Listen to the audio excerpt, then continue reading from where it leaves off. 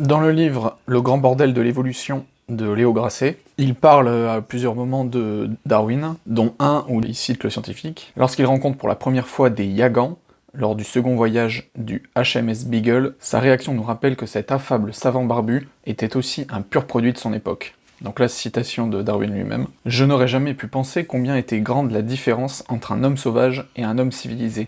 Elle est plus grande que celle entre un animal sauvage et un animal domestique, dans la mesure où, chez l'homme, il existe une capacité d'amélioration bien plus grande. » Et après, Léo Grasset marque un commentaire, tout ce qu'il y a de raciste. Alors le livre, je vous le conseille parce qu'il est vraiment très bien, on apprend plein de choses sur justement l'évolution des organismes, que ce soit les animaux en général ou même l'humain en particulier. Mais sur ce passage, c'est des trucs qui m'énervent. En fait, je ne vois absolument pas en quoi ce commentaire est raciste. Alors que Charles Darwin, c'est le 19e siècle. Mais je veux dire, même pour l'époque, et même en le ramenant à aujourd'hui, je ne vois pas pourquoi dire qu'il y a une énorme différence entre des hommes qu'on appelle sauvages et des hommes civilisés, en quoi justement cet écart serait encore plus grand qu'entre un animal sauvage et un animal domestique. Je vois pas pourquoi c'est raciste. Parce que déjà, il ne parle à aucun moment donné de race. Il parle pas de gens noirs, blancs, jaunes, rouges, il dit juste que c'est des humains, donc comme lui, sauf qu'il fait la différence justement entre un humain civilisé, qui a reçu une éducation, et un humain sauvage, qui vit à l'état sauvage, parce qu'il y a encore des endroits, même encore aujourd'hui, où l'humain, surtout en Amazonie et en Papouasie-Nouvelle-Guinée, où il y a des gens qui vivent quasiment encore à l'état sauvage, avec justement la nature, tout ça, donc je vois pas en quoi c'est raciste de dire qu'il y a une énorme différence entre les gens civilisés et les gens sauvages. Et même le fait de dire qu'elle est plus grande, cette différence, qu'entre un animal sauvage et domestique, en plus je trouve que le commentaire est totalement vrai, parce qu'il explique que justement, chez l'homme, il y a une capacité d'amélioration qui est bien plus grande, parce qu'effectivement, entre un chat sauvage et un chat domestique, la différence, elle n'est pas abyssale. Bien sûr, le chat domestique, il sera plus habitué à l'homme, etc., mais la différence d'amélioration, d'évolution, tout ce que vous voulez, elle n'est pas énorme. Et avec les humains, justement, là, elle est énorme. Parce qu'on voit bien qu'entre même nous, nos ancêtres qui vivaient aussi à l'état sauvage, et nous aujourd'hui, il y a une différence énorme. Donc ça, c'est le côté absurde des gens qui pensent comme ça, de dire que c'est raciste.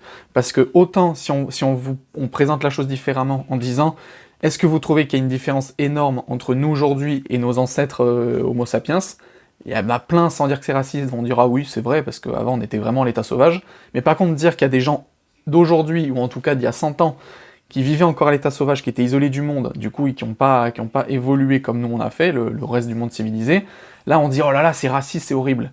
Mais c'est vraiment des pauvres abrutis qui pensent comme ça. Parce qu'à un moment donné, il faut arrêter de vouloir cacher les faits et les vérités, et il n'y a rien de mal à dire ça. Si c'est nous, si c'est la France, ou même peu importe, si c'est n'importe quel endroit géographique qui aurait été isolé du reste de la planète, et que par exemple en Amazonie, en Papouasie-Nouvelle-Guinée, ou où vous voulez, il y a eu un mélange de cultures et donc une augmentation du niveau d'éducation de ces peuples-là, mais c'est nous qui serions peut-être encore à l'état sauvage, mais il n'y a rien de raciste en fait, c'est juste un fait. Les humains, quand ils sont isolés dans un endroit naturel, ils ont moins tendance à évoluer, en termes de, justement, on parle d'éducation, de civilité, contrairement à l'état sauvage, par rapport, oui, à d'autres gens qui vivent d'autres cultures qui vont se mélanger, d'autres tribus qui vont faire la guerre, du commerce, etc., qui vont échanger des idées. C'est comme ça que ça s'est passé, le monde de l'évolution.